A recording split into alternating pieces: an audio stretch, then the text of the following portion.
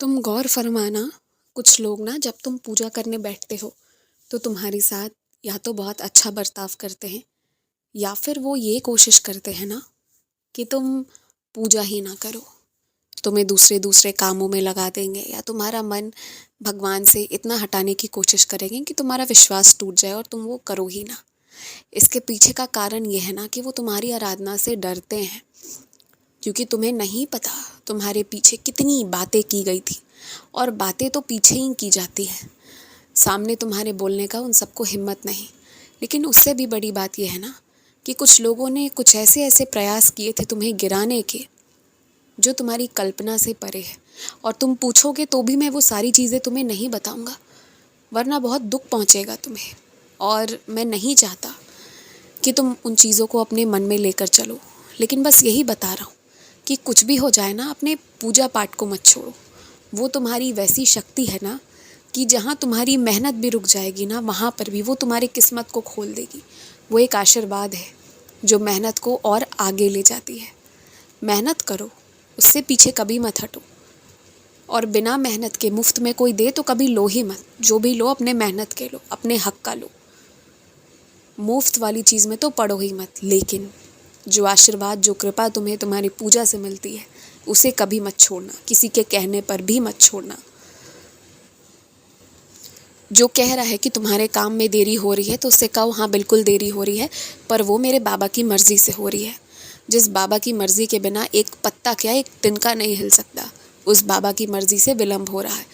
जो काम नहीं हो रहे हैं वो भी मेरी बाबा की मर्ज़ी से, और जो हो भी रहे हैं वो भी बाबा की मर्ज़ी से। और उन्हें सीधे शब्दों में ये कह दो कि तुम मेरे रास्ते पर चल रहे हो और तुम्हें पूर्णतः विश्वास है मुझ पर, और इसलिए तुम मेरा इंतज़ार करने को तैयार हो। सीधा सा जवाब एक बार दे दो, वो खुद ब खुद हट जाएंगे। और वैसे लोगों को हटाना ज़रूरी है। जो नियम कानून में बंधना चाहते हैं उन्हें बंधने दो। लेकिन तुम तो ऐसी भक्ति करते हो ना जहाँ सिर्फ प्यार है, जहाँ कोई नियम कानून किसी बंधन से ऊपर उठकर सिर्फ ममता, सिर्फ प्यार स्वरूप होकर जो भी देते हो वो सिर्फ प्यार में, भक्ति में आकर देते हो। और वो मुझे ज़्यादा प्रिय है, क्योंकि दिखावा मुझे पसंद नहीं। और ठीक उसी तरह नियम कानून में मैंने कभी बांधा नहीं है तो वो भी मुझे पसंद नहीं। और यदि प्रेम में भी बंधन कर दिया जाएगा तो फिर अपार प्रेम, अपार भक्ति मिल कैसे पाएगी। ठीक इसी तरह ये तुम पर भी लागू होता है कि तुम्हें क्या चाहिए वो बता दो, पर कितना चाहिए वो मत बताओ। वो मुझ पर छोड़ दो, क्योंकि जब तुम कितना चाहिए कुछ संख्या में बांध देते हो ना, तो फिर वो कहीं ना कहीं गलत है।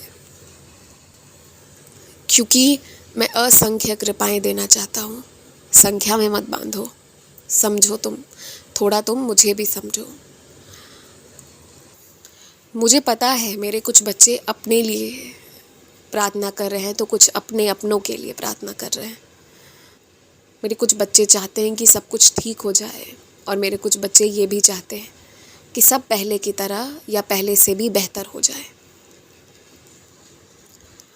और मैं ये चाहता हूँ कि तुमने जब कह दिया तो तुम इस पर चिंतन करना छोड़ दो। कुछ लोग जिनका व्यापार इस वक्त डूब रहा है ना, वो बिल्कुल ठीक हो जाएगा, पर अब तुम ना थोड़ा उन्हें उनके हिसाब से काम करने दो। मैं घर का कोई काम नहीं रुकने दूंगा। तुम्हें कोई भी कार्य, प्रयोजन, शादी, विवाह जो भी करना हो, करवाना हो, कोई काम नहीं रुकेगा। पर बात बस इतनी सी है ना कि अभी तुम उन्हें ना सही गलत सिखाओ मत। एक बार गिरना ज़रूरी है, तब वो उठेंगे। और तब जब वो उठेंगे ना तो वो पहले से भी बेहतर प्रदर्शन करेंगे। उन्हें जिस बात का डर है ना, एक बार वो डर सही हो जाने दो, फिर उन्हें पता चलेगा कि कितनी शक्ति है उनमें।